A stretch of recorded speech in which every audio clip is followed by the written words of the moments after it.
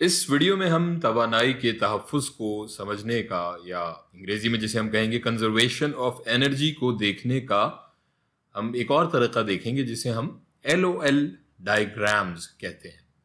یہ خاکے ہمیں یہ دیکھنے میں مدد کرتے ہیں کہ ایک توانائی کے سسٹم میں کون سی چیز آتی ہے اور کیا نہیں آتی۔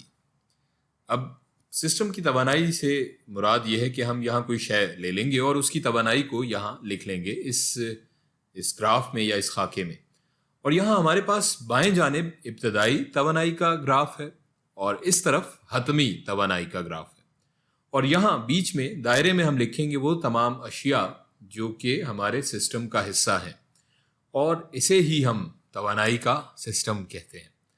اب اگر آپ غور سے دیکھیں تو یہ LOL لگ رہا ہے، یعنی اسی وجہ سے ہم اسے LOL ڈائیگرامز یا LOL خاکے کہتے ہیں۔ ایک مثال سے اسے بہتر طور پر سمجھنے کی کوشش کرتے ہیں۔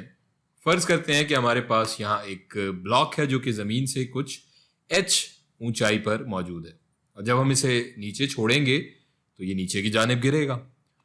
اب ہمیں یہاں اگر توانائی کے تحفظ کا فارمولا لگانا ہو تو ہم دیکھیں گے کہ ابتدا میں اس بلاک کے پاس کشش ثقل کی ممکنہ توانائی تھی، اور جب یہ زمین سے ٹکرانے والا ہے تو اس کے پاس حرکی توانائی ہوگی۔ اس کو ہم اپنے اس خاکے سے سمجھنے کی کوشش کرتے ہیں۔ تو سب سے پہلے ہمیں یہ بتانا پڑے گا کہ ہمارے سسٹم کا حصہ کیا کیا ہے۔ یہ بلاک تو ہمارے سسٹم کا حصہ ہے ہی، اور اس پہ کشش ثقل کی ممکنہ توانائی لگ رہی ہے، اس کا مطلب کہ زمین بھی ہمارے سسٹم کا حصہ ہو جائے گی۔ اب بات کرتے ہیں ابتدائی توانائی کی اس سسٹم کے، اور یہاں ابتدا میں یہ صورتحال تھی، اس کی ظاہر ابتدا میں کچھ نہ کچھ ممکنہ توانائی تو ہوگی ہی۔ اب ہمیں ممکنہ توانائی کا پوٹینشیل انرجی کا فارمولا پتہ ہے جو کہ برابر ہے mgh کے، اور ہمارے پاس یہاں h موجود ہے جس سے ہم آسانی سے ممکنہ توانائی نکال لیں گے۔ اب فرض کر لیتے ہیں کہ کوئی 4 جول کی پوٹینشیل انرجی یا ممکنہ توانائی تھی ہمارے پاس، تو اسے یہاں ہم اپنے گراف میں دکھا دیتے ہیں، اور یاد رہے کہ ابھی ہم اسے صرف فرض کر رہے ہیں۔ اب اس کے علاوہ اور کون سی توانائی ہے ہمارے پاس؟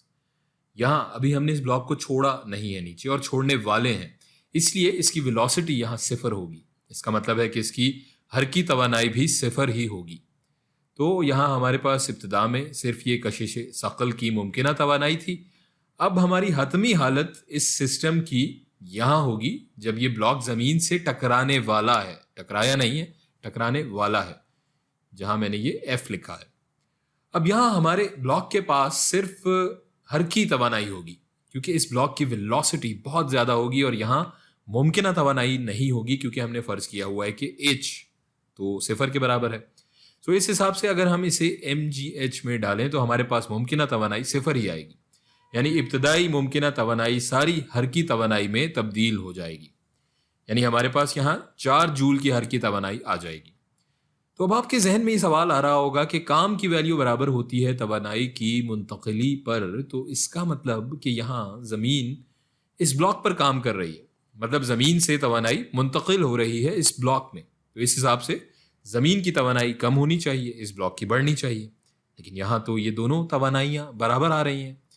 وہ اس لیے کہ یہ دونوں سسٹم کا حصہ ہیں، اور اگر یہاں توانائی منتقل ہو بھی رہی ہے تو وہ اندرونی ہی ہے، اور سسٹم کی توانائی اوورآل پورے سسٹم کی توانائی اتنی ہی رہے گی۔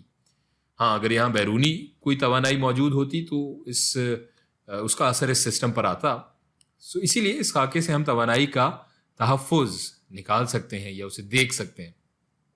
تو ایسا کر لیتے ہیں ہم، ابتدائی توانائی اور بیرونی کام برابر ہوگا حتمی توانائی کے، اسے لکھ لیتے ہیں EI انیشیل انرجی جمع work external WEXT is equal to final energy EF۔ ابتدا میں ہمارے سسٹم کے پاس کشش ثقل کی ممکنہ توانائی تھی جو کہ برابر ہے mgh کے، اور چونکہ اس پہ کوئی بیرونی قوت نہیں لگ رہی تو بیرونی کام ہو جائے گا 0، اور چونکہ حتمی توانائی حرکی توانائی کے برابر ہے تو ہم اس کی مساوات لکھ کر اس فارمولے میں ہم اسے پلگ ان کر لیں گے۔ EI برابر ہو جائے گا mgh جمع یہ بیرونی ورک ایکسٹرنل ورک 0 ہے جمع 0 is equal to half mv square کے۔